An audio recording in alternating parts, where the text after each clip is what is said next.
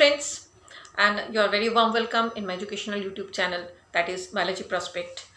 आज हम लोग इस चैनल में इस वीडियो के थ्रू नीट के पहले 10 जो क्वेश्चंस इस बार यानी 2020 में नीट एग्जाम में जो आया था उस सारे क्वेश्चंस का थोड़ा सा एक्सप्लेनेशन के साथ उसके करेक्ट आंसर्स को जानने वाले हैं। 1 by 1 स्लाइड वाइज मैं आपको इस सारे क्वेश्चंस की डिस्क्रिप्शन एंड विथ आंसर्स मैं आपको आज इस वीडियो के थ्रू दिखाने वाले हूँ। तो चलिए देखते हैं पहले स्लाइड में जो फर्स्ट क्वेश्चन है, this is in some plant thalamus contributes to fruit formation. Such fruits are termed as. So question English में, इसलिए मैं इंग्लिश और हिंदी मिला के एक्सप्लेन करूँगी। फर्स्ट ऑफ ऑल कोई भी प्लांट में या भी कोई भी फ्रूट्स का अगर कन्वर्शन होते हैं तो फ्रूट्स के कन्वर्शन मतलब हम लोग जानते हैं कि ओवरी फ्रूट में कन्वर्ट होते हैं, plant ovary after the fertilization process, and उसके अंदर जो बीज होते हैं, जो स्मॉल शीट्स होते हैं, दिस इज द ओव्यूल्स। तो यहाँ पर जो क्वेश्चन है उसमें बोला गया है कि प्लांट का जो थैलेमस है थैलेमस पार्ट यानी कि आप पिक्चर में देख रहे हो, मैं जो पिक्चर इस आपका स्लाइड में डिस्प्ले कर रही हूँ, यहाँ पर various parts of the flowers मैंने यहाँ पर दिखाया है, एंड इसके साथ जो ओवरी पार्ट है वो भी मैंने एरो देके रखे, कार्पेल्स का stigma, style and then after ovary. आप देख सकते हो ओवरी के नीचे जो रिसिपेंट पार्ट है यानी कि ओवरी को जो होल्ड करके रखे हैं, इस पार्ट को थैलेमस पार्ट कहते हैं। ठीक है, इस थैलेमस पार्ट से ग्रीन कलर का सेपल्स निकला हुआ है। तो ये जो ओवरी के पीछे जो पार्ट है, इस पार्ट से जो फ्रूट कन्वर्ट होते हैं उसको हम लोग कहते हैं फॉल्स फ्रूट। अब क्यों कहते हैं, अनदर एक्सप्लेनेशन से भी देख लेते हैं। इसलिए कहते हैं false fruit because ovary originally fruit में कन्वर्ट नहीं हो रहा है। जो फ्रूट्स ओरिजिनली ओवरी से कन्वर्ट होते हैं उसको हम लोग कहते हैं ट्रू फ्रूट। ठीक है, ट्रू फ्रूट में जैसे यहाँ पर आपका एग्जाम्पल आई मीन ऑप्शन में ट्रू फ्रूट को भी रखा गया है, true fruit and aggregate fruit one option में दिया गया है। तो एग्रीगेट फ्रूट मतलब जब ओवरी के अंदर फ्यूजन के टाइम में ओवरी स्प्लिट होके कई सारा ओवरी एक साथ में जुड़ के जो फ्रूट्स फॉर्मेशन करते हैं। जैसे बेस्ट एग्जांपल अगर हम लेते हैं आपका जैक फ्रूट या फिर पाइनएप्पल, कस्टर्ड एप्पल, ये भी आपका एग्रीगेट फ्रूट में आते हैं। ट्रू फ्रूट जो ओवरी जिसमें डायरेक्टली राइपन होता है, मैंगो जैसे ट्रू फ्रूट में आ रहा है। और फोर्थ ऑप्शन में रखा है यहाँ पर पार्थेनोकार्पिक फ्रूट। तो parthenocarpic that is the word is mainly related एक आर्टिफिशियली या फिर जिस पॉलिनेशन या जिस प्रोसेस से फ्रूट को ग्रो करने के बाद उसके अंदर में शीड नहीं होता है, यानी शीडलेस फ्रूट जो कि फर्टिलाइजेशन प्रोसेस से होते ही नहीं है। जो इस टाइप का फ्रूट जो प्रोड्यूस होते हैं इसको हम लोग बोलते हैं पार्थेनोकार्पिक फ्रूट। तो क्वेश्चन में था कि some plants thalamus contributes to fruit formation, such fruits are termed as. तो आंसर इसका सही आंसर होगा आपका यस, सही आंसर होगा false fruits. Clear. Now second question देखते हैं। चलिए सेकेंड क्वेश्चन में क्या है, सेकेंड स्लाइड में हम देखें first discovered restriction endonuclease that always cut DNA molecule at a particular point by recognizing a specific sequence of 6 base pair is। इस क्वेश्चन को पहले समझने के लिए मैंने जो छोटा सा डायग्राम ऐड किया है, इस डायग्राम से आपको समझना होगा।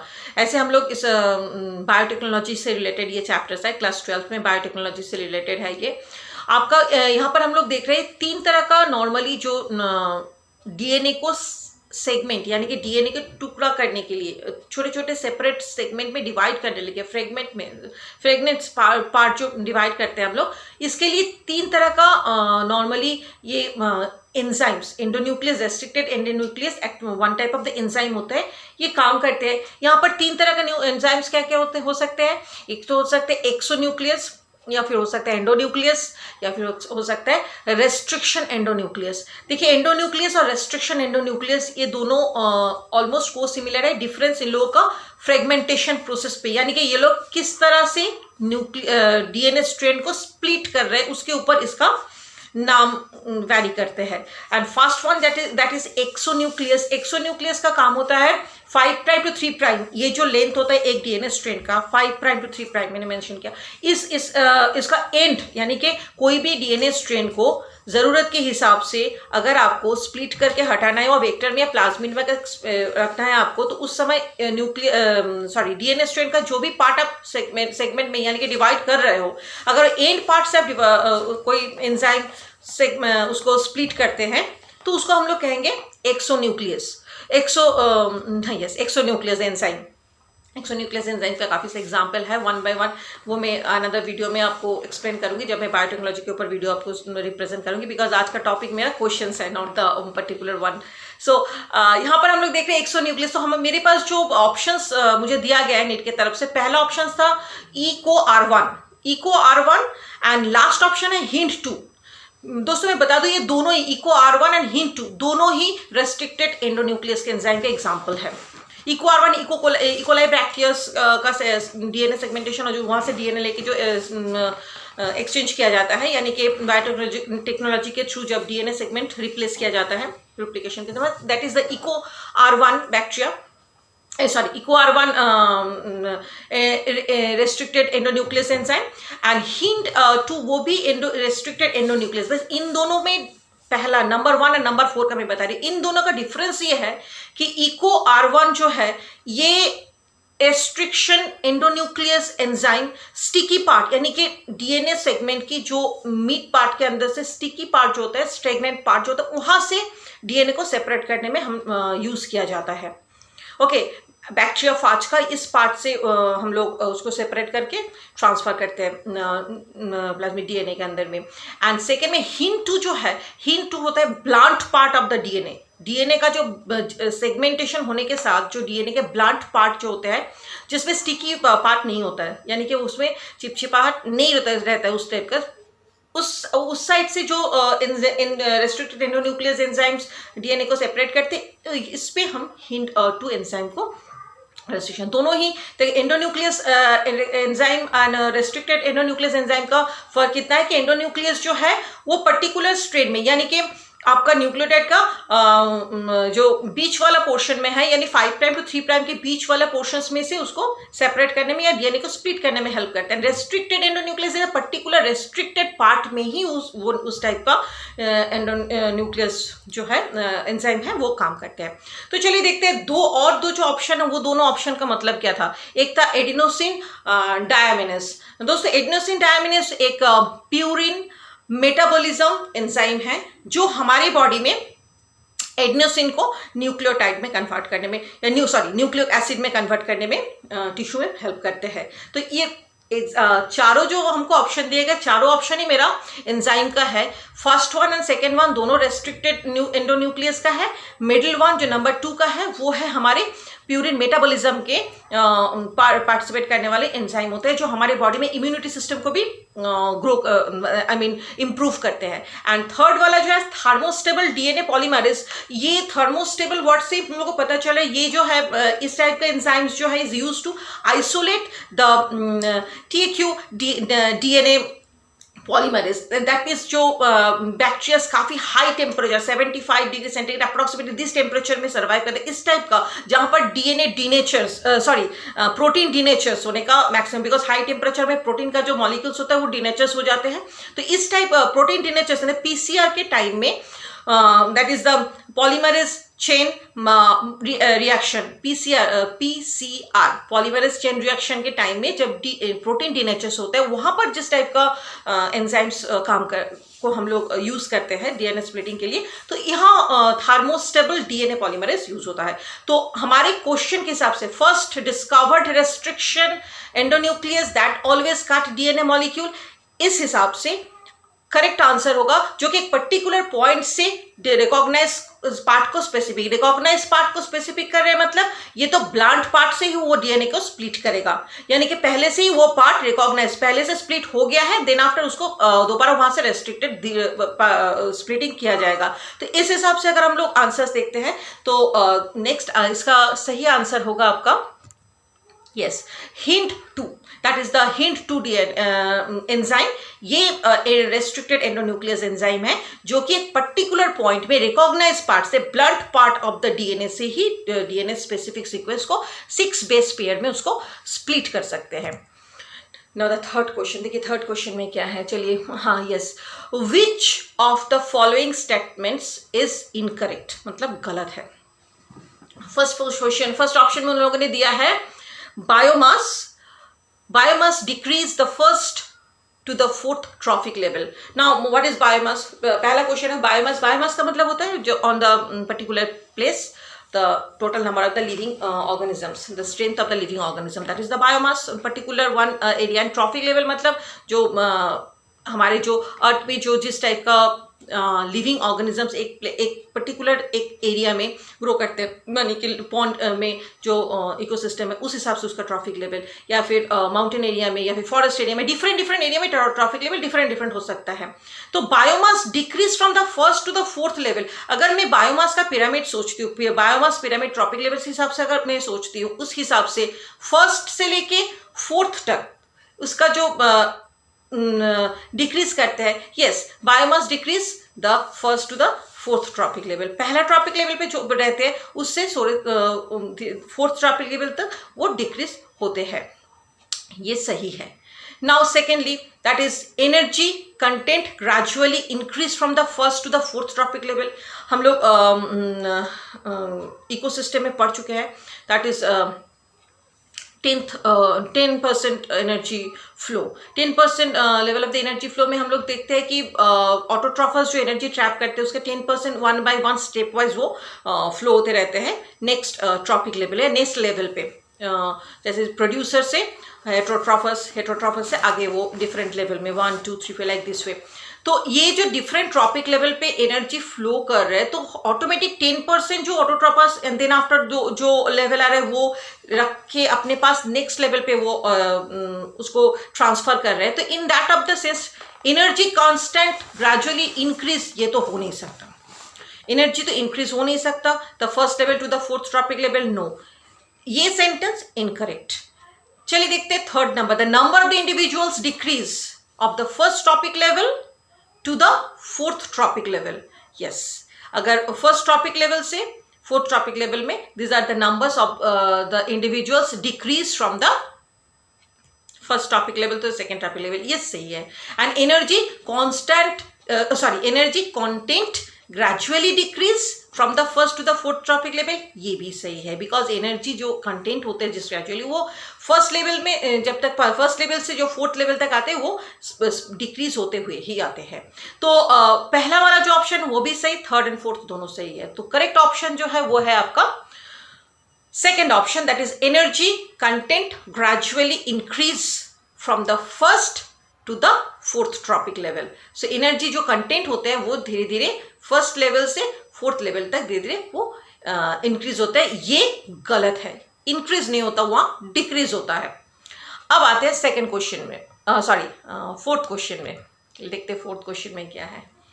या the term of nuclein for the genetic material was used by, पहले देखते हैं न्यूक्लिन है क्या। न्यूक्लिन वर्ड न्यूक्लियस से रिलेटेड है।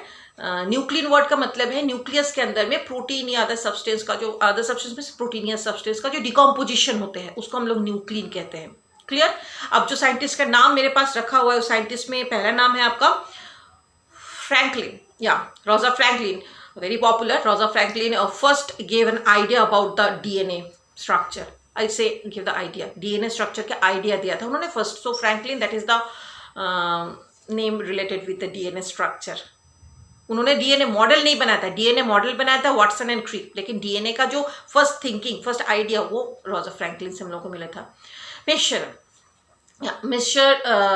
He is one of a scientist. He is one of a person who first discover or first observe that is nuclein, यानी कि nucleus के ऊपर स्टडी करके न्यूक्लियस के अंदर में different type of the chemical change during the genetical exchange के time में जो डिकम्पोज होते हैं उस चीज़ के बारे में स्टडी किया था। सो करेक्ट आंसर मिक्सचर होना चाहिए। एंड अदर्स जो तीन है, सॉरी दो है, फर्स्ट है कार्जेफ, दैट इज कार्जेफ रूल्स हम लोग पढ़े हैं। कार्जेफ रूल्स में वो एक कार्जेफ जो है वो एक बायोकेमिस्ट है, एंड उनका फर्स्ट जो उनका रूल्स जो हम लोग पढ़े उसमें हम लोग देखे हैं कि पेपर क्रोमाटोग्राफी के थ्रू उन्होंने डीएनए का जो 4 न्यूक्लियर बेस होते हैं उनका पेपर क्रोमाटोग्राफी के थ्रू उनका सीक्वेंस को 4 नाइट्रोजनस बेस जो होते हैं, न्यूक्लियस बेस ना, नाइट्रोजनस बेस जो है उनका फर्स्ट उन्होंने मेंशन किया था, उनके ऊपर एक रूल्स उन्होंने बनाया था, that is hardship. And then number 4 that is the Mendel that's the father of genetics. So nuclein in the genetic material, Mendel is not the correct answer, because Mendel gave the idea of the inheritance of the genetical materials from the parents to the offsprings, like this segregation process, different type of the chromosomal exchange, इसके बारे में उन्होंने idea दिया था, but nuclein के ऊपर में first idea, so correct answer is Miescher, that is the correct answer. So number 4 हो गया, that is Miescher. Question number option 2 is the correct one. अब आते हैं क्वेश्चन नंबर 4 पे, सॉरी 5 पे, that is the chromosomal theory. देखिए पहला वाला जो था वो भी जेनेटिक्स से था, ये भी जेनेटिक्स से ही है। पहला वाला में आपको जस्ट पूछा गया था न्यूक्लियस के अंदर में जो डिकम्पोज होते हैं वेस्ट बता सकते हो वो कहाँ से, उसके बारे में कौन स्टडी किया था। इस पे आपको पूछा गया है क्रोमोसोमल थ्योरी ऑफ इनहेरिटेंस। तो क्रोमोसोमल थ्योरी ऑफ इनहेरिटेंस, अगर यहाँ मेंडल का नाम रहता तो मेंडल ऑब्वियसली होता, but chromosomal theory of the inheritance, इसके ऊपर फर्स्ट कंसेप्ट आया था हम लोग को सर्टन एंड बॉवरी के पास से। ये दोनों जो साइंटिस्ट है सर्टन एंड बॉवरी, उन्होंने पहले इसके ऊपर थीसिस किए थे, उन्होंने इसको फर्स्ट प्रपोज्ड किया था। Rest of that is Bateson and Punnett, Bateson and Punnett specific, that is उन्होंने पी प्लांट के ऊपर ही, हम लोग प्यूनेट चार्ट भी पढ़ते हैं यहाँ पर, पी प्लांट के ऊपर डिफरेंट जो 7 कैरेक्टर्स मेंडल ने एक्सप्लेन किया था, उन 7 कैरेक्टर्स के क्रॉस, यानी कि मोनोहाइब्रिड क्रॉस, डाइहाइब्रिड क्रॉस, ये डिफरेंट टाइप ऑफ क्रॉस के ऊपर में उन्होंने अपना प्रपोज किया था, उन्होंने अपना आइडिया दिए थे। And the T H. Morgan, that is T H. Morgan is ना इवोल्यूशन के ऊपर उन्होंने अपना ओपिनियन, अपना थ्योरी दिया था। Is one of a biologist who give an idea about the, और given the different type of the opinion about evolution of human beings. और इवोल्यूशन के ऊपर में जो दिया था सो टी.एच. मॉर्गन, तो ये क्रोमोसोमल थ्योरी ऑफ इनहेरिटेंस में तो आएगी नहीं ये।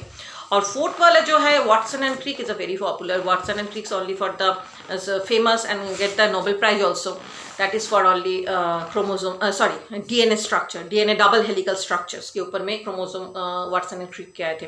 तो इसका भी करेक्ट आंसर आपका question number 1, yes that is the I mean option number 1, question number 5 का option number 1 that is Sutton and Boveri होगा। क्लियर? तो चलिए दोस्तों अब देखते हैं क्वेश्चन नंबर 6 में क्या दिया गया है। Yes that is phycoerythrin is the major pigment in algae chapter से दिया गया है। ये आपको एल्गी चैप्टर्स आपका बायोलॉजिकल क्लासिफिकेशन चैप्टर में क्लास 12 में आपको वो मिल जाएगा, एल्गी चैप्टर्स। उसमें हम लोग ये चारों एल्गीज के बारे में पढ़े, चारों एल्गीज के जो डिफरेंट पिगमेंट्स होते हैं, जिस पिगमेंट्स के कारण इसका कलर चेंज होते हैं। तो इसका तो correct answer obviously number 1 that is red algae. तो चलिए जानते हैं बाकी 3 जो है उनमें कौन कौन सा कलर रहता है। रेड एल्गी में रेड कलर का बेसिक रीजन होता है erythrin, that's phycoerythrin. Blue green algae, जहां ग्रीन वर्ड रहेगा वहां क्लोरोफिल ए ऑब्वियसली रहेगा, because chlorophyll A the basic component for the which contain the chlorophyll and the pigmentation, that is a green colour. तो green colour का लिए blue green algae में पहला तो होता है आपको फाइकोसायनिन एंड क्लोरोफिल ए, दोनों मिलके ब्लू ग्रीन एल्गी का ये जो कलर्स होता है इसको हम लोग उसको ऑब्जर्व करते रहते हैं। And green algae obviously contain only the chlorophyll A, that is the brown algae, that is the फ्यूगोजैंथिन।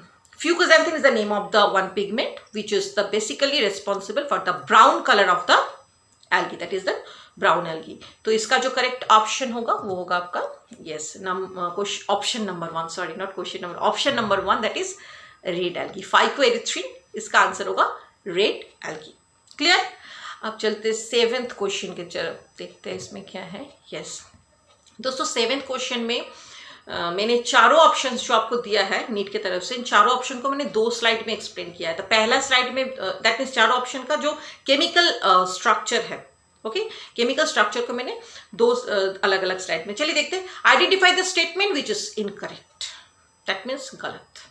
कौन सा वो स्टेटमेंट है जो गलत है? फर्स्ट जो ऑप्शन दिया है, sulphur is an integral part of an cysteine. तो साइटिन जो है वो एक नॉन एसेंशियल एमिनो एसिड्स है, ओके। हम लोग 10 एसेंशियल एमिनो एसिड के बारे में जब पढ़े हैं, एंड इसके अलावा और जो एक्स्ट्रा एसेंशियल एमिनो एसिड्स होते हैं जो हमारे बॉडी के लिए उतना इंपॉर्टेंट नहीं होता, लेकिन बॉडी में कुछ एमिनो एसिड तो बॉडी में ऑटो फॉर्मेशन भी होते हैं, तो वो उसमें से एक है ये पहला वाला ऑप्शन जो है सिस्टीन, ओके, CYSTEIN, सिस्टीन। तो सिस्टीन जो है इसमें sulphur, yes, sulphur is an integral part of the cysteine. Yes, आपको जो केमिकल स्ट्रक्चर में स्लाइड पे शो कर रही हूँ वहां पर आपको ये दिख रहा है कि सिस्टीन में इसका सल्फर इसमें कंटेंट होते हैं। इसका केमिकल फॉर्मूला जो है वो है C3H7NO2S। मैं रिपीट कर देती हूँ, C3H7NO2S, यानी कि सल्फर उसमें रहता है। तो पहला वाला ऑप्शन करेक्ट है। सेकेंड ऑप्शन में देखते हैं ग्लाइसिन। अब glycine is an example of lipids. दोस्तों हम लोग जानते हैं लिपिड्स का फॉर्मेशन, जो लिपिड्स का मॉलिक्यूल काफी बड़ा होता है और उसमें सिर्फ एक ग्लाइसिन नहीं रहते, उसमें ग्लिसरॉल विथ फैटी एसिड होते हैं। तो ग्लाइसिन जो है, ग्लाइसिन भी is a non essential amino acid है, ये भी क्लियर। तो ये भी एक नॉन एसेंशियल एमिनो एसिड है जो हमारे ह्यूमन बॉडी में दूसरे एसिड है, दूसरे पार्ट से भी, केमिकल से भी इसका फॉर्मेशन ऑटो फॉर्मेशन होता है ग्लाइसिन का। और हम जैसे फिगर जो मैंने यहाँ पर स्लाइड पे शो करी, वहां से आपको दिख रहा है कि ये सिंगल बॉन्ड ऑफ हाइड्रोजन है, हाइड्रोजन के 1 एटॉमिक बॉन्ड के थ्रू ये इसका केमिकल स्ट्रक्चर बनता है। तो इसके बारे में जो लिपिड्स तो ये है ही नहीं। लिपिड्स में 2 मॉलिक्यूल्स रहते हैं, वो एम्फीबॉलिक इन नेचर होते हैं। तो ये ग्लाइसिन के क्वेश्चन ऑप्शन नंबर 2 जो है वो गलत दिया है। बट और 2 जो ऑप्शन है उसके बारे में थोड़ा सा हम लोग देख लेते हैं। दूसरी ऑप्शन जो है, lecithin contain the phosphorus atom in its structure. तो ये लेसिथिन एक्चुअली होते क्या है, पहले उसके बारे में थोड़ा सा देख लेते हैं। Lecithin it is a lipid, it is the lipid and fatty acid हम लोग बोल सकते हैं। तो ये एक फैटी एसिड है, और ऑब्वियसली फैटी एसिड होने का आप देख सकते हैं इसका स्ट्रक्चर में, फैटी एसिड में इसमें जो होते हैं ये एम्फीबोलिक इन नेचर होते हैं। एम्फीफिलिक इन नेचर मतलब या तो हाइड्रोफोबिक या फिर हाइड्रोफोलिक, ये दोनों। हाइड्रोफोबिक मतलब इसका एफिनिटी ऑफ वाटर, अगर हाइड्रोफोबिक है तो एफिनिटी नहीं होगा, वाटर की तरफ अट्रैक्शन नहीं होगा इस मॉलिक्यूल का, यानी कि वाटर को ये एब्जॉर्ब ज्यादा नहीं करेगा, ओनली फैट्स को एब्जॉर्ब करने की तरफ इसका ध्यान रहेगा। और अगर हाइड्रोफोलिक होते हैं तो इसको वाटर एफिनिटी रहेगा, फोबिक में नहीं रहता है, फोबिया रहता है। हाइड्रो से फोबिया, दैट इज हाइड्रोफोबिक, और हाइड्रो से लव, यानी कि ऑक्सीजन वाटर मॉलिक्यूल से अगर प्यार करता है हाइड्रोफोलिक हो जाता है। तो इस टाइप का नेचर्स जिस मॉलिक्यूल्स में रहते हैं, यानी फैटी एसिड में मैक्सिमम, फैटी एसिड का मॉलिक्यूल मैक्सिमम एम्फीफोलिक ही होते हैं। तो लेसिथिन जो है वो एक एम्फीफोलिक मॉलिक्यूल है। तो इसमें जो ऑप्शन यहाँ पर दिया है, phosphorus atom is in the structure, तो स्ट्रक्चर में हमें फॉस्फरस दिखेगा इसका, yes. And the fourth one, that is the triazine processes aromatic ring in the structure. Aromatic ring में हम लोगों को सबको पता है बेंजीन रिंग जो, तो उसको हम लोग एरोमिक रिंग कहते हैं। तो आपको यहाँ पर दिख रहा है इसमें एरोमिक रिंग तो ऑब्वियसली है। एंड इसका जो केमिकल इसका जो फॉर्मूला होता है वो है C9H11NO3। मैं दोबारा रिपीट कर रही हूँ, C9H11NO3। तो ये जो फॉर्मूला है ये बेसिक फॉर्मूला है। तो ट्रायोसिन का जो ये फॉर्मूला है यहाँ पर दिख रहे हैं आपको ट्रायोसिन का स्ट्रक्चर। तो on the basis of this explanation कौन सा सेंटेंस इनकरेक्ट है? Question option number 2, yes, the option number 2, that is the glycine is an the example of lipid. No, glycine is not the example of lipid, it is an example of a non-essential amino acid. चलिए देखते हैं दूसरे slide, यानी कि question number 8 में। Yes दोस्तों, question number 8 में दिया है, which of the following statement is incorrect about gymnosperm. Gymnosperm नाम से पता चल रहा है ये क्वेश्चन कहाँ से दिया गया है, यानी कि प्लांट किंगडम से दिया गया है आपका 11th 12th का। तो प्लांट किंगडम में हम लोग नॉर्मली प्लांट किंगडम को 5 अप्रॉक्सीमेटली मैं बता रही हूँ 5 के। पहला होता है आपका फर्स्ट होता है एल्गी, सेकंड होता है bryophyta, then pteridophyta, then gymnosperm and then after angiosperm. Angiosperm that is a flowering plant. Angiosperm से थोड़ा सा लोअर कैटेगरी यानी कि एक स्टेप आगे है आपका जिम्नोस्पर्म। जिम्नोस्पर्म का कैरेक्टरिस्टिक्स काफी सारे कैरेक्टरिस्टिक्स है, लेकिन स्पेशल कुछ कैरेक्टरिस्टिक्स जो नॉर्मली देखा जाता है, पहले होता है कि जिम्नोस्पर्म का जो शीट्स होता है वो कवर्ड नहीं होता है, नेकेड होते हैं।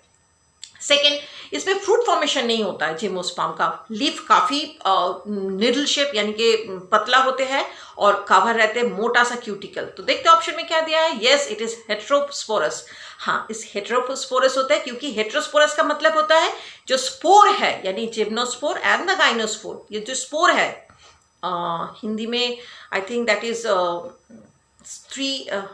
हिंदी में मैं इसका एक्सप्लेनेशन नहीं दे सकता। हेटेरोस्पोर एंड जिम्नोस्पोर ये टर्म जो है 11th 12th में आपको इंग्लिश में ही इसको लर्न करना होगा। एक्चुअली जो मेल सेक्स सेल्स और फीमेल सेक्स सेल्स तो जो होते हैं इसका ये different shape and different size का होता है। तो यस, जिम्नोस्पर्म में वो होता है, they are heterosporous. Male and the female gametophytes are free living. नहीं, फ्री लिविंग करता नहीं है। मेल गैमेटोफाइट और फीमेल गैमेटोफाइट एक ही जगह पे रहते हैं, फ्री नहीं रहता, अलग अलग सेपरेट नहीं मिलेगा। Most of the leaves are the narrow leaves and thick cuticles. Lips के ऊपर, हाँ, लिप्स नैरो होते हैं, उसके ऊपर एक क्यूटिकल यानी कि एक मोटा सा वैक्स का परत जैसे एक क्यूटिकल्स होते हैं। हम लोग को पता है क्यूटिकल का फंक्शन क्या है। Cuticles maximum amount of the waters को ट्रांसपिरेट होने से रोकता है, यानी कि क्लाइमेट के ऊपर। वो मेरा दूसरे वीडियो में या फिर कमिंग वीडियो में मैं 1 by 1 सारे ऑप्शंस को एक्सप्लेन करूंगी अच्छे से। और so most of them have the narrow lips with thick cuticle.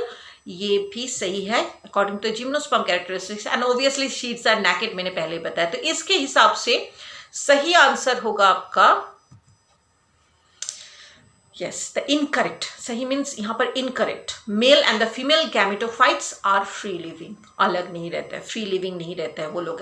Gymnosperm का एक बेहतरीन एग्जाम्पल हो सकता है पाइनस, पाइन फ्रूट्स का। अगर आप पाइन शेप का, कोन शेप का जो फ्रूट्स फॉर्म होता है जिम्नोस्पर्म का, उसको देखे होंगे तो आपको इसका आइडिया लग जाएगा।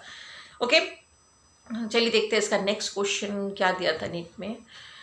Species which was introduced for ornamental but has become in trouble somewhere in India. What is weed? Weed का मतलब होता है unwanted plant, जो हमारे ज़रूरत नहीं है, यानी कि हम कल्टिवेशन के टाइम, एग्रीकल्चर के टाइम जो प्लांट्स इधर उधर ग्रो करते हैं जिसको हम लोग उठा के फेंक देते हैं, अनवांटेड प्लांट, दैट्स वीड्स।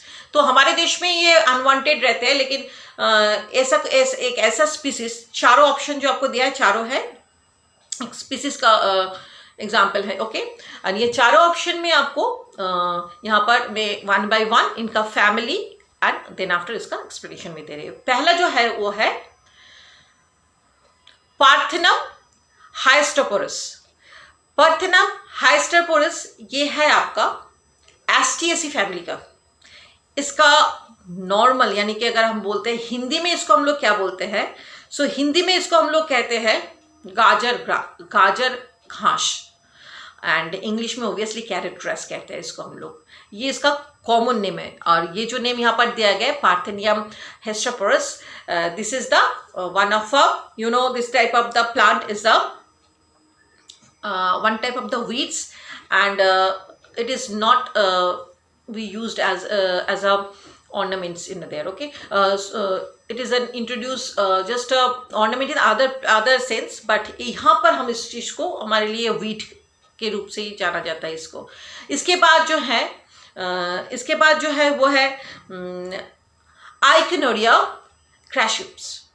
सो आइकोनोरिया क्रैसिप्स ये जो फैमिली है इसका जो जिसको हम लोग जलकुंभी के नाम से जानते हैं हिंदी में, यानी कि हमारे जो तालाब में ब्लू कलर का फ्लावर ब्लॉसम करता है उस टाइप है ये कौन सा फैमिली से आता है, ये होता है ये पॉन्टेंडेरियसी फैमिली से बिलोंग्स करते हैं। Okay, and then after Prosopis juliflora, ये हो गया आपका फेवियसी फैमिली से। प्रोसोस्पिस जूलीफ्लोरा ये एक स्मॉल शर्ब लाइक स्ट्रक्चर का प्लांट है, तो ये भी आपका फेवियसी फैमिली से बिलोंग्स करते हैं। इसमें मैक्सिमम जो फैमिलीज में इसका जो स्ट्रक्चर होता है वो पी फैमिली से काफी सिमिलर है। पी फैमिली मतलब Liliaceae family, sorry Leguminosae family, okay, Leguminosae family, this pea family से इसका सिमिलरिटीज है। ना फोर्थ जो दिया है Trapa spinosa, Trapa spinosa Hindi में इसको मतलब सिंघाड़ा प्लांट, जो पानी में एक स्पिन वाला जो फ्रूट प्रोड्यूस करते हैं, दैट इज ट्रैपियसी फैमिली से बिलोंग्स करता है, इसमें कांटा रहता है। ओके, तब हमारे क्वेश्चन में था कि species which was introduced for the ornamentation but has become a troublesome weeds in India. So इसका आंसर होगा ऑप्शन नंबर 2, दैट इज आइकोनेरिया क्रासिप्स। ओके, आइकोनेरिया crassipes that is Pontederiaceae family से आते हैं, बिलोंग्स करते हैं। तो ऑप्शन होगा आपका सेकेंड वाला ऑप्शन, यानी क्वेश्चन नंबर 9 का सेकेंड ऑप्शन करेक्ट ऑप्शन में आते हैं। चलिए देखते हैं क्वेश्चन नंबर 10 में क्या है। Question number 10, that is the correct position of the floral parts over the thalamus in mastered plant. Mastered means सरसों का प्लांट। सरसों का जो प्लांट है, तो सरसों का जो फ्लावर होते हैं उसका जो ओवरी का पोजीशन होता है, floral parts, ovary, thalamus, sepals, petals, stigma, stamen, इसका जो पोजीशन होता है उस बेसिस पे इसका फ्लोरल डायग्राम या फ्लोरल पोजीशन क्या होता है, इसको जानने के लिए पहले आपको देखना समझना होगा ओवरी का पोजीशन के हिसाब से हम लोग फ्लावर को 3 हिस्से में बांट सकते हैं, क्योंकि इसका जो ऑप्शंस हम लोग के पास दिया गया है उसमें गाइनोशियम्स का पोजीशन पे फोकस किया गया है। तो गाइनोशियम्स का पोजीशन जानने के लिए 3 पार्ट्स हमको जानना जरूरी है, हाइपोगाइनस, पेरीगाइनस एंड एपिगाइनस। अब दोस्तों हाइपोगाइनस ये कॉन्सेप्ट आपको क्लियर रखना इसलिए जरूरी है क्योंकि हमारे जो थैलस का पोजीशन होता है फ्लावर के अंदर में, फ्लावर का ओवरी का जो पोजीशन होता है, उस ओवरी का पोजीशन थैलस के कौन सा पार्ट में होता है, इसके ऊपर बेस करके ये क्लासिफिकेशन किया गया। चलिए देखते हैं हाइपोगाइनस में, जो स्लाइड पे आपको तीनों पिक्चर दिख रहा है, हाइपोगाइनस में थैलस के ऊपर जो बॉल शेप स्ट्रक्चर ओवरी है, यानी कि ओवरी के साथ, ओवरी थैलस के ऊपर होते हैं, सुपीरियर पार्ट में रहता है, एंड ओवरी के साथ आपका स्टिग्मा, सेमेन, पेटल्स सब जुड़ा हुआ रहता है। बेस में ओवरी ऊपर में रहता है, सबसे ऊपर में, उसका बेस में सारा पार्ट्स जो है फ्लावर्स का, stamen, stigma and petals part सारा जो जुड़ा हुआ रहता है, और नीचे में थैलस उसको होल्ड करते हैं। तो ओबियसली हाइपोगाइनस फ्लावर का जो ओवरी हुआ वो हो गया आपका सुपीरियर ओवरी। क्लियर। अब देखते हैं दूसरा पेरीगाइनस का। पेरीगाइनस का क्या होता है, पेरीगाइनस का भी ओवरी सुपीरियर ही होता है, यानी कि वो थैलस के ऊपर में ही रहता है, लेकिन इसका जो कप शेप स्ट्रक्चर है जिसको हम लोग पेरीथैलेमस कहते हैं, ओके, वो पेरीथैलेमस पार्ट में ये जो ओवरी, उसके साथ जो आपका यहाँ पर ज्वाइन हुआ है स्टेमेन एंड उसका अदर पार्ट जो ज्वाइन हुआ है, ये इस कप शेप स्ट्रक्चर में पेरीथैलेमस पार्ट में ही वो ज्वाइन होके रहता है। ओके, सो ये पार्ट पे यहाँ भी ओवरी सुपीरियर होता है पेरीगाइनस में, एंड द एपिगाइनस में आप देख रहे हो ओवरी इन्फीरियर होते हैं, यानी कि नीचे तरफ होते हैं ओवरी, एंड ओवरी के ऊपर में आपका stamen, staples, even the stigma, all the सारे जो पार्ट्स है वो सारे ऊपर वाला पोर्शन में जुड़ा हुआ रहता है। अब मेरा क्वेश्चन था आपका correct position of the gynoecium, तो मास्टर्ड प्लांट जो होते हैं वो हाइपोगाइनस होते हैं। अब हाइपोगाइनस फ्लावर अगर है उसका, तो gynoecium occupy the highest position while the other parts are situated below it. तो यही डेफिनेशन में पहला जो ऑप्शन है उस पहला ऑप्शन में ही ये बता दिया जा रहा है कि ओवरी का जो स्ट्रक्चर होगा वो ऊपर में होगा एंड अदर्स जितना भी पार्ट है वो बिलो में सिचुएटेड होगा। ये सिर्फ हाइपोगाइनस में होते हैं। Margin of the thalamus grow upward, enclose the ovary completely and the other parts arise below the ovary. नहीं, ये मास्टर प्लांट का यानी मास्टर फ्लावर में ऐसा नहीं देखा जाता है। थैलेमस जो होते हैं उसके ऊपर में इसका ओवरी ग्रो होता है, उसके नीचे में अदर पार्ट्स फ्लावर्स का नहीं रहता है। Gynoecium is present in the centre and the other part covered the partially, that means यहाँ पर आपको बोला जा रहा है एपिगाइनस के बारे में। नहीं, एपिगाइनस भी वो नहीं होता है।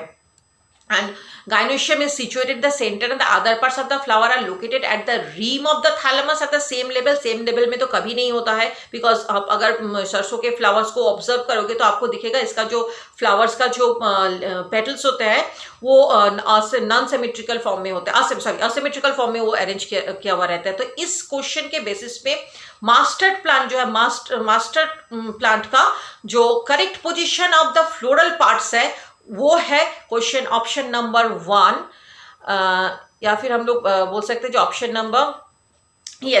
Number 1, that is the gynoecium occupies the highest position while the other parts are situated below, यानी कि मास्टर्ड प्लांट का ओवरी हाइपोगाइनस ओवरी होता है। क्लियर? तो आज का वीडियो में मैंने 10 क्वेश्चंस को उसके करेक्ट ऑप्शन, करेक्ट आंसर के साथ एक्सप्लेन करने की कोशिश किया। मैं आगे चल के और भी जो क्वेश्चंस 2020 का नीट में है 1 by 1 वीडियोस के थ्रू आपको करेक्ट ऑप्शन के साथ उसके एक्सप्लेनेशन आप लोगों के साथ शेयर करूंगी वीडियो मेरा डिफरेंट वीडियोस के थ्रू। तो आप लोग मेरे साथ इस वीडियो में बने रहने के लिए very very thank you. And secondly, अगर आप लोग को इस चीज़ को समझ में आया, इससे रिलेटेड अदर्स पार्ट अगर आपको समझ में आया तो please don't forget to like, share and subscribe. Bell icon तो पॉजिटिवली प्रेस कीजिएगा, बिकॉज मेरा 1 by 1 सीरीज वाइज मेरे वीडियोस आते रहेंगे आप लोगों को ये सारी चीज़ की जानकारी देने के लिए। So thank you watching for my video patiently and have a nice day. Bye bye.